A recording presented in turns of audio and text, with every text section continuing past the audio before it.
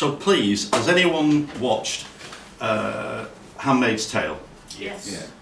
Yeah. There's quite a few yeses there. So you'll understand the basic premise, this dystopian future that, oh, it's America, sorry, is that really right? In Gilead and all that kind of stuff. So I thought, well, let's do a British kind of version. And so this is called The Regulator's Tale. I have to do it tonight because this week the government announced that one of the characters in this will be scrapped imminently. So if I don't do it tonight, it's pointless. Anyway, so this is my version, if you like, British version. The Regulator's Tale. So in the near future, just when you're grateful that the world had returned to something resembling normality, an unknown writer, that would be me, reminded everyone when the land of gullible, that would be Britain, sent the country characters who represented the dystopian 2020s when everything seemed stymied, regulation was a farce, government was allegedly corrupt, and procreation doomed. This is the regulator's tale. Oh, praise be. Off Boris was the latest in a long line of fecund women used by their commander for succession purposes. What a thought.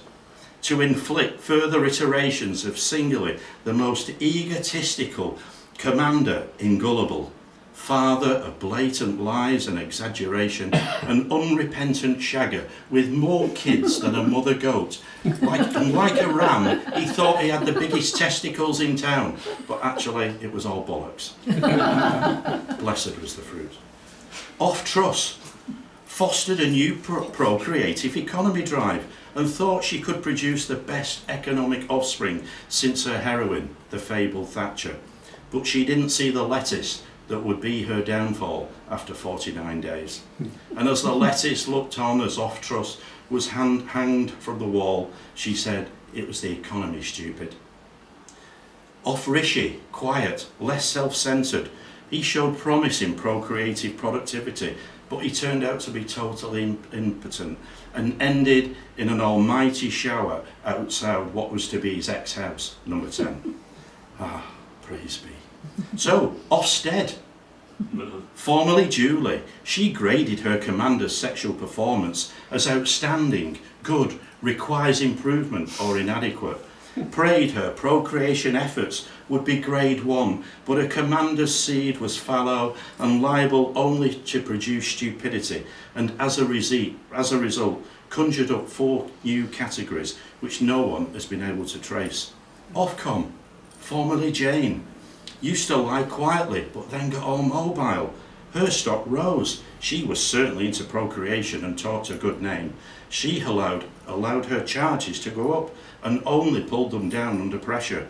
She was a bit of a closed book. She didn't talk dirty with her commander, and she sorted out prank calls years ago. That was a thing of the past. Everything naughty was now online, but she didn't want to intervene, yet tried to censor anyone who wanted to speak freely or express opinion. Ofcal, formerly Sharon, a bit like Ofsted, she aimed to keep her performance standards high. She was always assessing her commander's performance. She never let it drop, and helped maintain his engagement, and wouldn't tolerate any dodginess or malpractice. Everything was vanilla, but hey, it was safe. Ofwat, formerly Karen. She found it easy to skim over her commander, ripping him and everyone else off. Her hygiene was dreadful. Carrier of Wheels disease, her commander's senses were dulled by familiarization. She siphoned off all investment in her and paid dividends without any intervention.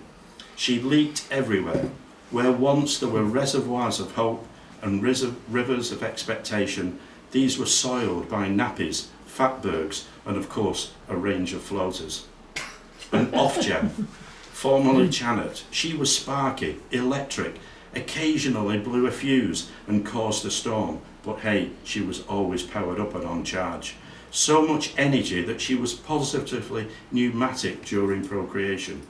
She was up and down like a courtesan's negligee and always changing her position, claiming issues of international interference, but her commander always rode out her performance. Sometimes she was a gas, laughed at his attempts to cover up a leak or hide a bad smell.